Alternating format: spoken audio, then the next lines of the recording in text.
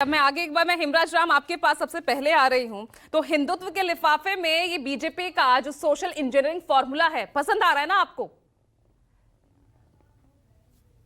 ये है कि आरएसएस का समर्थन करना योगी जी के बयान का, इससे स्पष्ट नहीं हो जाता है कि जनता दल उसके समर्थन में खड़ा होगा। जनता दल भारत के संविधान में आस्था रखता है, संविधान को गीता, कुरान और बाइबिल से भी पवित्र मानता है। और हम आरएसएस के पार्ट नहीं है, हम आरएसएस का संगठन का कहीं कोई हिस्सा नहीं है। हमारे लिए तो बिहार में 7 निश्चय 2 है, 7 निश्चय 2 के आधार पर हमारा गठबंधन है, बिहार में है।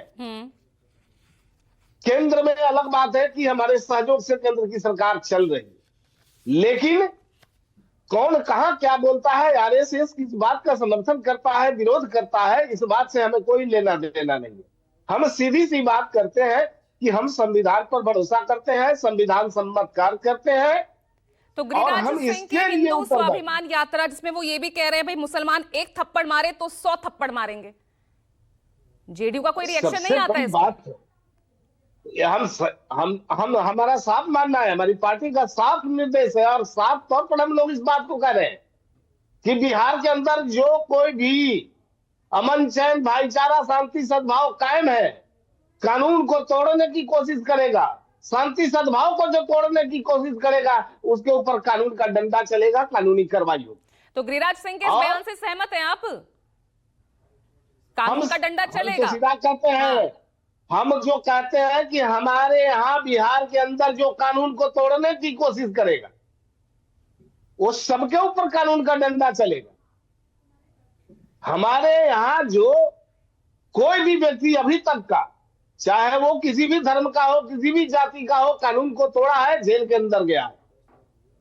अब कौन कहां क्या बोल रहे हैं, कौन किसको समर्थन कर रहा है, उससे हमें मतलब नहीं है। भैया आपके गठबंधन के सहयोगी, आपके बिहार की ही मैं बात कर रही हूं, केंद्रीय मंत्री गिरिराज सिंह की मैं बात कर रही हूं। आपके बिहार में ही हिंदू स्वाभिमान यात्रा वो निकाल रहे हैं। हम कहते हैं कि कोई कहे कि अररिया में हिंदू रहेगा, कश्मीर में मुसलमान रहेगा, हरियाणा में सिख रहेगा, तो भाई हिंदुस्तानी कहां रहेगा? हिंदुस्तानी कहां रहेगा जब हर जगह धर्म के नाम पर, जात के नाम पर लोग हिस्सा अपना खोद लेंगे और उसमें बाउंड्री लगा देंगे, तो फिर बाकी हिंदुस्तानी कहां रहेगा?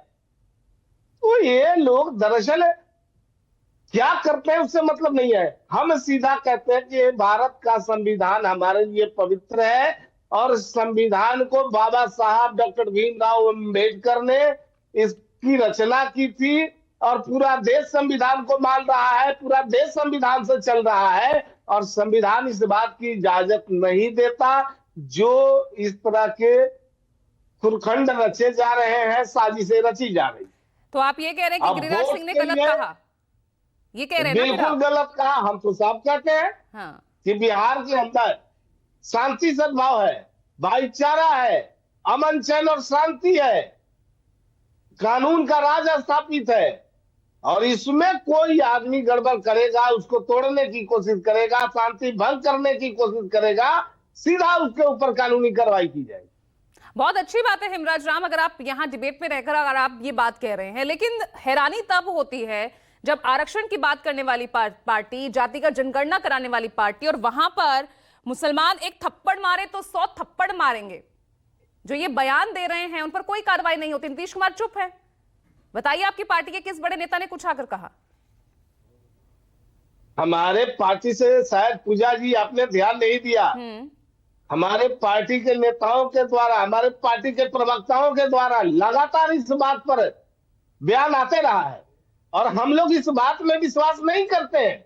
अगर किसी को कोई यात्रा करनी हो, अगर जिस तरह की बातें गिरिराज जी कर रहे हैं, तो हम लोगों ने तो साफ बोला है कि अगर यही बात करना है तो आप अपने पद से त्याग पत्र देकर आ जाइए, आप फ्री होकर के करिए, जो यात्रा निकालना है, जो सभा करना है करिए, लेकिन किसी संवैधानिक पद पे रह के और संविधान के खिलाफ बात अगर होगी, कानून तोड़ने की बात होगी, तो निश्चित रूप से उनके ऊपर कानूनी कार्रवाई होगी।